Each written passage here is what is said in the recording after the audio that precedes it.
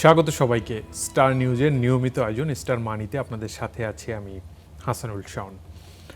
দর্শক, শুরু হলো নতুন অর্থবছর 2026-27। এরই মধ্যে বাজেট পাশ হয়ে গেছে নতুন অর্থবছরের এবং সেই নতুন বাজেট কার্যকর হয়ে গেছে। আর এই অর্থবছরের প্রথম 6 মাসের জন্য মুদ্রানীতিও ঘোষণা করেছে বাংলাদেশ ব্যাংক। আজ আমরা এসব বিষয় নিয়ে কথা বলবো। এই জন্য আমাদের সাথে আজ অতিথি হিসেবে আছেন গবেষণা প্রতিষ্ঠান র্যাপিডের chairman doctor M A Razzak. স্বাগত আপনাকে। আপনাকে ধন্যবাদ।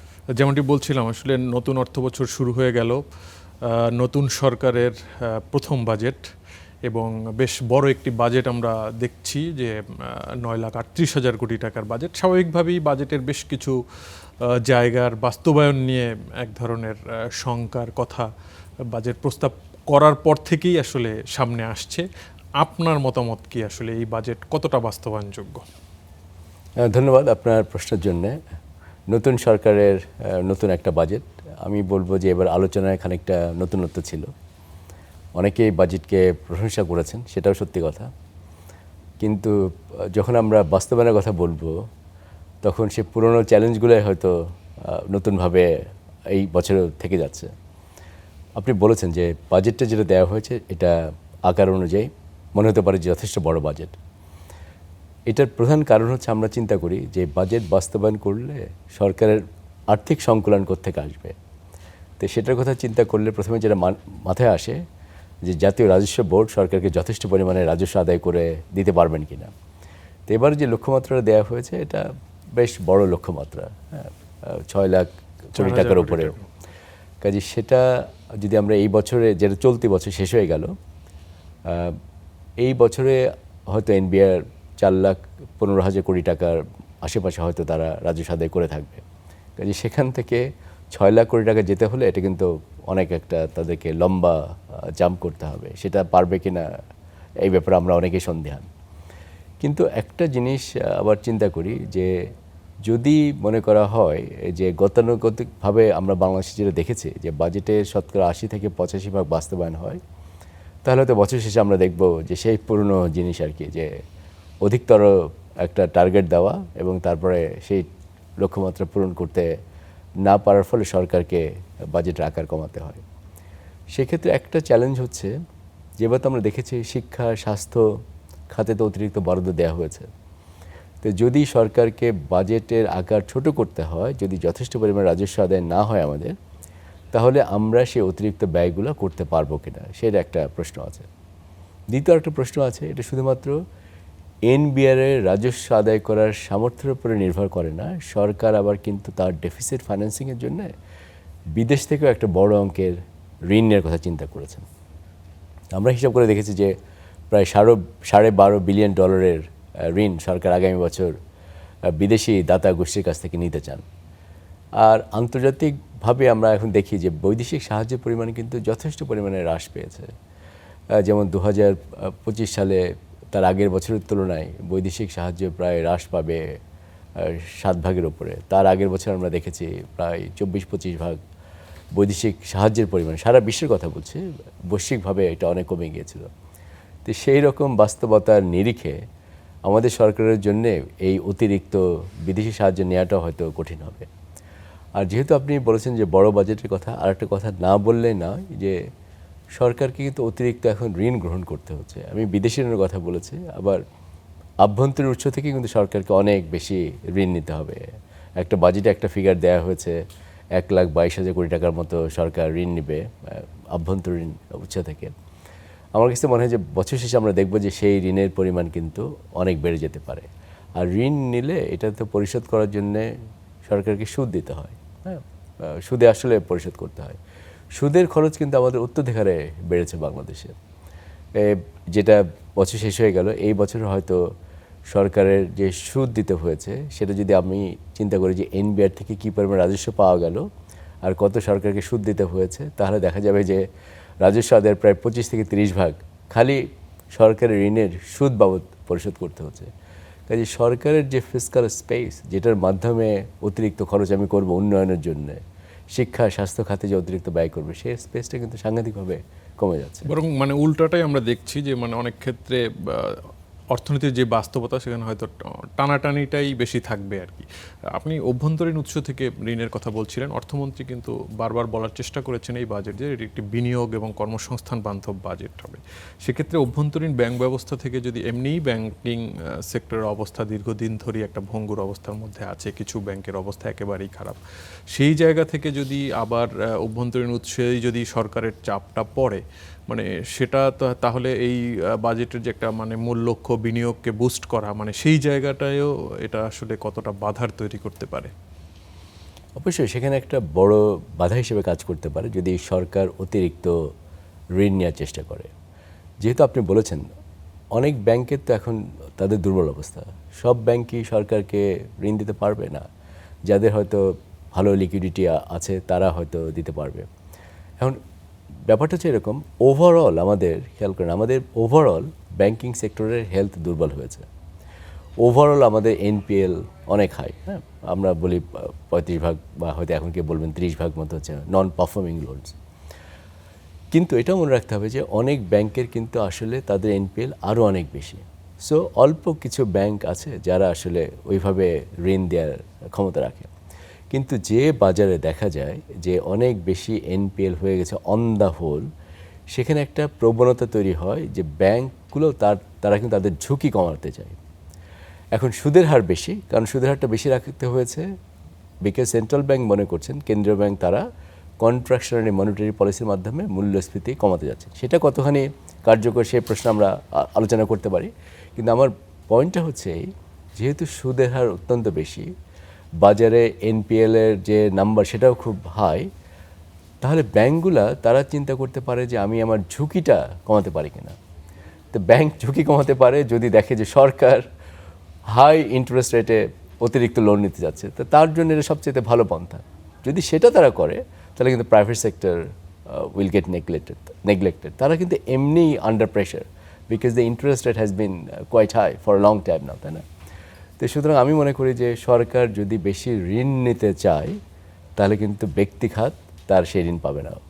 উল্টাটা হতে পারতো, যদি সরকার কম ঋণ নিত তাহলে কিন্তু ব্যাংকগুলো আরও বেশি আগ্রহ হতো ভালো উদ্যোক্তাদের খুঁজে বের করা, যেখানে বিনিয়োগ করলে, ঋণ নিয়ে বিনিয়োগ হলে আমাদের অর্থনীতির জন্য ভালো হবে, ওই ইন্ডাস্ট্রিগুলো বা এন্টারপ্রাইজগুলো প্রফিটেবল হবে, সেখানে কিন্তু ব্যাংকের একটা মনোনিবেশ করার সুযোগ থাকতো। এমনি এটাও মানে কমে আসছে। বিনিয়োগ পরিবেশের আসলে কতটুকু পরিবর্তন দেখছেন আপনারা? মানে দীর্ঘদিন বলা হচ্ছিল, বিশেষ করে 5 আগস্ট পরবর্তী সময়ে, যে অন্তর্বর্তী সরকারের উপরে বিনিয়োগকারীদের আস্থা কম, এই জন্য আসলে রাজনৈতিক সরকার আসলে বিনিয়োগ বাড়বে, বা যেই বুস্টটা হওয়ার কথা ছিল, রাজনৈতিক সরকার তো কিছুদিন আগেই ক্ষমতা নিলেন আর কি, তো মানে সময়টা অনেক কম, তারপরেও মানে বিনিয়োগ এনভায়রনমেন্ট আসলে ওই ধরনের পরিবর্তন আসছে কিনা, বা বিদেশি বিনিয়োগকারীদের মানে বিনিয়োগের সিদ্ধান্ত নেওয়ার মতো ওই ধরনের এনভায়রনমেন্ট আমরা দিতে পারছি কিনা?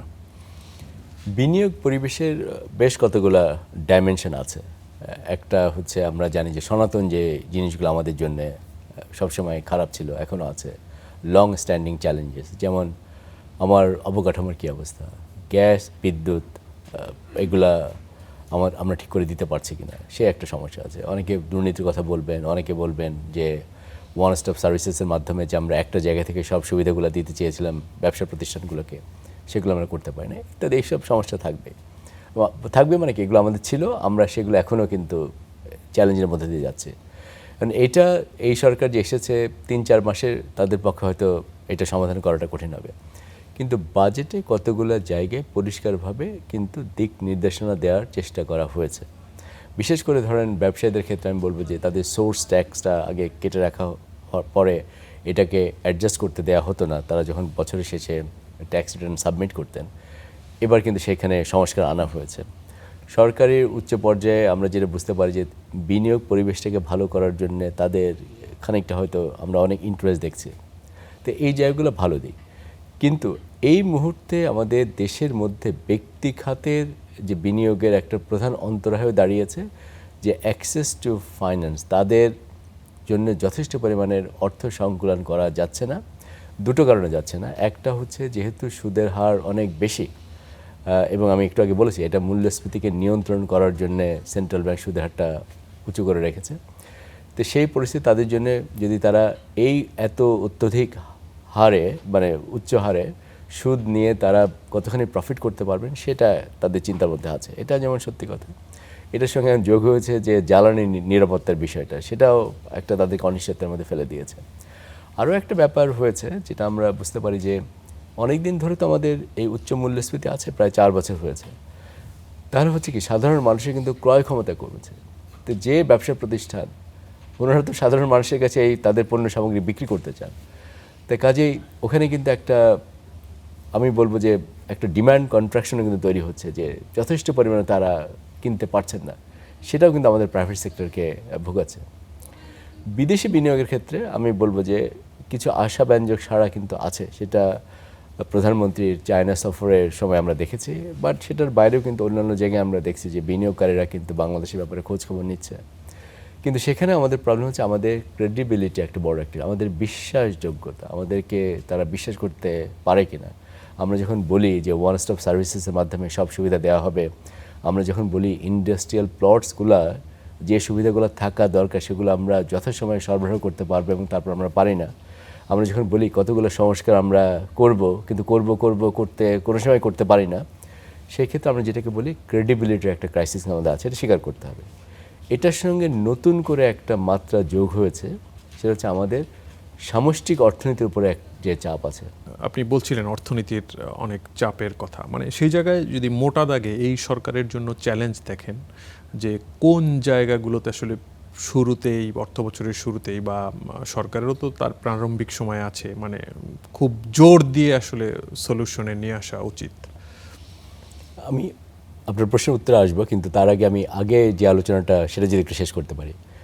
বিদেশি বিনিয়োগ ক্ষেত্রে আমি বলছিলাম যে আরেকটা নতুন চাপ তৈরি হয়েছে, সেটা হচ্ছে আমাদের সামষ্টিক অর্থনীতির যে বর্তমান অবস্থা।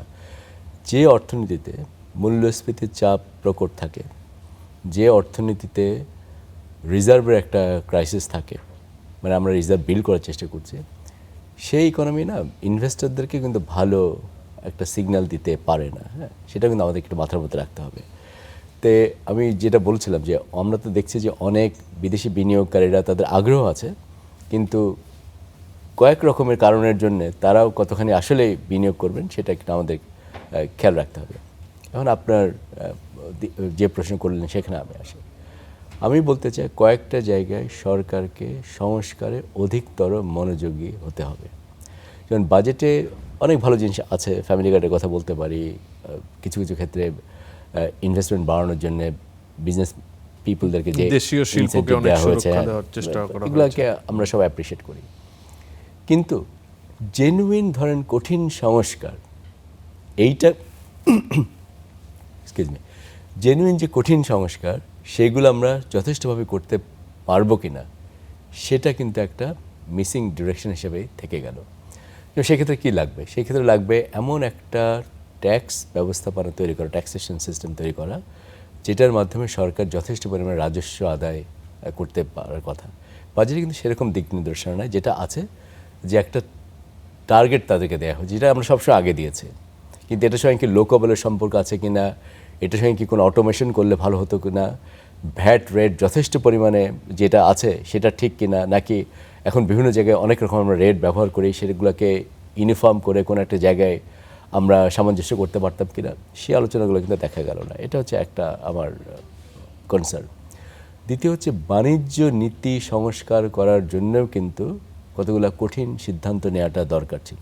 কেন বলছি? এই কারণে যেহেতু আমাদের এলডিসি থেকে গ্র্যাজুয়েশন হবে, আমরা সরকার আবেদন করেছেন অতিরিক্ত 3 বছর সময় পাওয়ার জন্য, আমাদের দেখতে হবে সেই সময়টা আমরা পাই কিনা। তো যদি আমরা পাইও তাহলে তো আমাদের তো সংস্কারের জন্য তো রেডি হতে হবে। একটা জিনিস আমরা সবসময় বাংলাদেশে বলেছি যে আমাদের যেরকম শুল্ক হার আছে, এখন শুল্ক হারের যে কাঠামো, এই কাঠামো রেখে রপ্তানির ক্ষেত্রে সক্ষমতা বৃদ্ধি করাটা খুবই কঠিন একটা চ্যালেঞ্জ। কাজে আমরা হয়তো আরেকটু দিক নির্দেশে আশা করছিলাম যে ট্যারিফ রেশনালাইজেশনের ক্ষেত্রে সরকারের কোনো শক্ত ভূমিকা থাকবে কিনা, সেটা কিন্তু আমরা এখন পর্যন্ত দেখতে পাই না। বাজেটে যেটুকু ট্যারিফ অ্যাডজাস্টমেন্ট করা হয়েছে এটা খুবই হচ্ছে আমি বলবো যে মার্জিনাল। তো সে জায়গাটায় আমার কাছে মনে হয়েছে যে একটা ঝুঁকি থেকে গেল, যে ঝুঁকিটা হচ্ছে যে সময় ক্ষেপণ হয়ে যাচ্ছে, কিন্তু আমরা এখনও মূল সংস্কারের মধ্যে ঢুকতে পারছি না। বিদেশি ঋণের ঝুঁকি, এটা অর্থমন্ত্রীর বক্তৃতায় আছেন, উনি বলেছেন যে উনি বাংলাদেশকে সেখান থেকে বের করে নিয়ে আসতে চান, কিন্তু আসলে কি কোনো ক্রেডিবল মেজার্স কি আছে? তো তাহলে তো আমরা সেই ঝুঁকির মধ্যে পড়ে যাচ্ছি। এটার সঙ্গে আবার যোগ হয়েছে যে সরকারকে এত অতিরিক্ত ঋণ নিতে হচ্ছে, সুদের পরিমাণ কিন্তু অত্যধিক বেড়ে যাচ্ছে। এটা আমাদের সামনের দিনগুলোতে মাথায় রাখতে হবে। অবকাঠামোর মধ্যে এই মুহূর্তে আমাদের সবচেয়ে বড় চ্যালেঞ্জ হচ্ছে জ্বালানি ক্ষেত্রে আমাদের জ্বালানির নিরাপত্তা দেওয়া। যদি জ্বালানির নিরাপত্তা আমরা না দিতে পারি, তাহলে কিন্তু বিদেশি বাণিজ্য, ব্যবসা বাণিজ্য দূরের কথা, বিদেশি বিনিয়োগ তো বাদই দিলাম, এমনকি লোকাল ইনভেস্টমেন্ট, লোকাল যেসব এন্টারপ্রাইজ আছে তারাও কিন্তু এখান থেকে সাফার করবে। তে আমি বলবো যে উচিত হতো যে আরেকটু কঠিন সংস্কারগুলোকে চিন্তা করা, স্পেশালি রাজস্ব আদায়, এবং এটার সঙ্গে আমাদের সমাজে যে এখন যে আমরা গ্রোয়িং ইনইকুয়ালিটি দেখছি, যে খুব বেশি আকারে বৈষম্য বেড়েছে, এটাকে সরকার ভালো করে অ্যাড্রেস করতে পারতেন কিনা, সেরকম একটা দর্শন থাকলে ভালো হতো। মানে সংস্কার আসলে লক্ষণ কতটা দেখছেন সংস্কার এগিয়ে নেওয়ার? 5 আগস্ট পরবর্তী সময়ে এক ধরনের একটা তাগিদ তৈরি হয়েছিল, আমরা দেখেছি বিভিন্ন সেক্টরে, সেটি ব্যাংক, এনবিআর বলেন, মানে আর্থিক খাতেই একটা বড় সংস্কারের এক ধরনের উদ্যোগ আমরা দেখেছি। মানে সেই সংস্কারের গতি এখন কেমন দেখছেন, বা এটার ব্যাপারে কতটা আপনারা আশাবাদী? যদি বলেন যে ব্যবসা সহজীকরণ করার জন্য সরকারের কিছু উদ্যোগ আছে কিনা, আমি বলতে চাই যে সেখানে আমরা কিছু দেখতে পাচ্ছি যে ভালো লক্ষণ আছে। সরকারের সিনিয়র পলিটিক্যাল লিডার্সরা তারাও এই ব্যাপারে যথেষ্ট, আমি বলবো যে খেয়াল করছেন। বিশেষ করে বাণিজ্য মন্ত্রণালয়ে আমি নিজেও দেখেছি যে ওনারা বেশ কিছু উদ্যোগ নিয়েছেন, যে যেগুলোতে ব্যবসায় সহজীকরণ করা যায়। ওনারা বাংলাদেশ বিনিয়োগ যে কর্তৃপক্ষ আছে বিডা, তাদের সঙ্গে আলাপ আলোচনা সেগুলোকে সহজকরণ করার চেষ্টা করছে। কাজে সেখানে আমি বলবো যে এফোর্ট আছে। কিন্তু আমি মনে করি যে যেগুলোকে আমরা বলি যে ডিপার রিফর্মস, ফান্ডামেন্টাল রিফর্মস, ইনস্টিটিউশনকে ঠিক করা, ট্যারিফ পলিসি ঠিক করা, ট্যাক্সেশন কাঠামোকে ঢেলে সাজানো, সেই জায়গাগুলোতে কিন্তু আমরা ওইরকম রিফর্ম দেখছি না। আর আমি বলতে পারি যে এখন দুর্নীতিও তো এমন একটা পর্যায়ে পৌঁছেছে, সেখানেও কিন্তু সরকারকে আরও কঠিন হতে হবে, নাহলে কিন্তু আমরা এই দুর্নীতি রোধ করতে পারবো না। একটা ভালো জিনিস দেখেন, সরকার কিন্তু কিছু কিছু সমালোচনা শুনেছেন এবং করার মাধ্যমে কারেক্টিভ মেজার্স নিয়েছেন।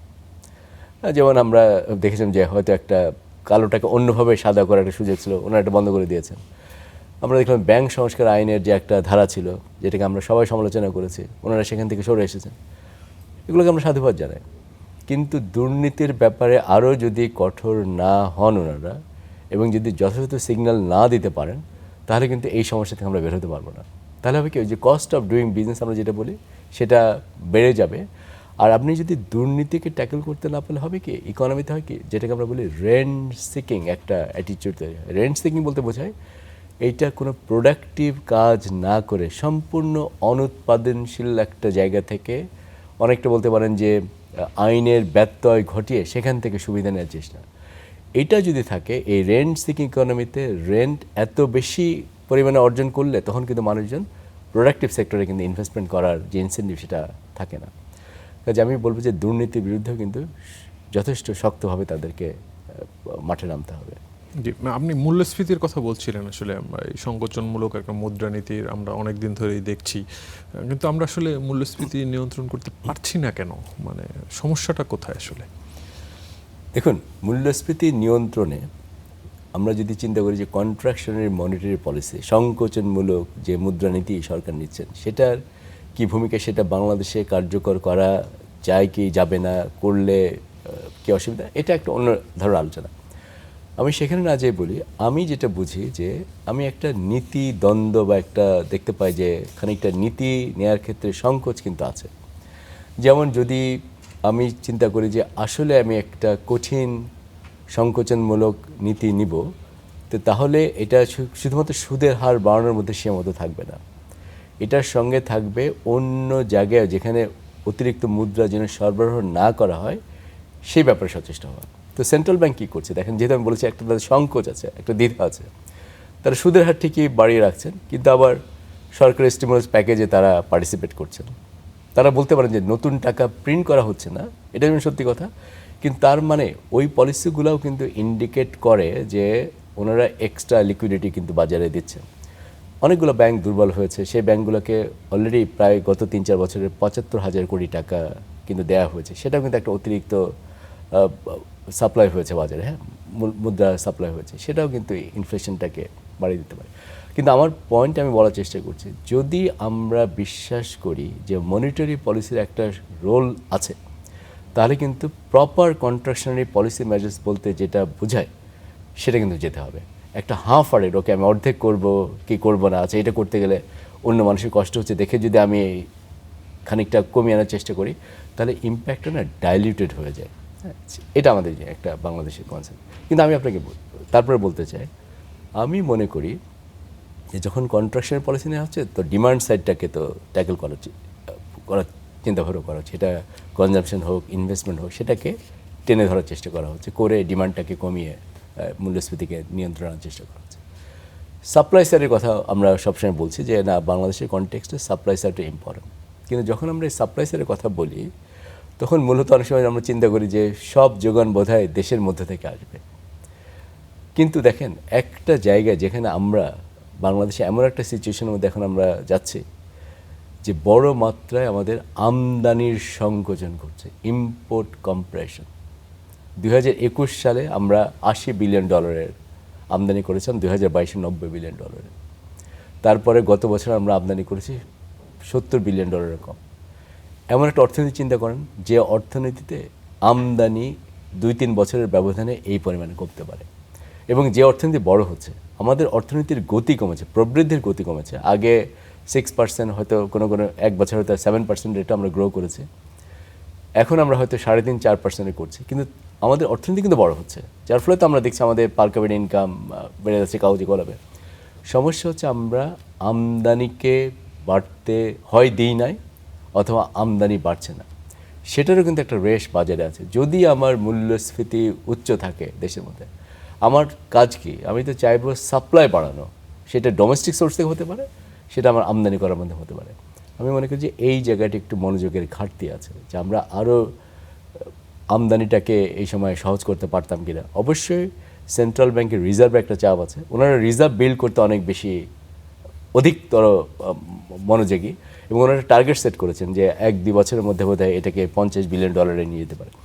আমি মনে করি যে এটা করতে হলে ওনাদেরকে চিন্তা করা দরকার যে আমদানিতে এরকম কম্প্রেশন অবস্থার মধ্যে রেখে যদি আমি রিজার্ভ বাড়াতে চাই, এটা কিন্তু দেশের অর্থনীতিকে ক্ষতিগ্রস্ত করবে।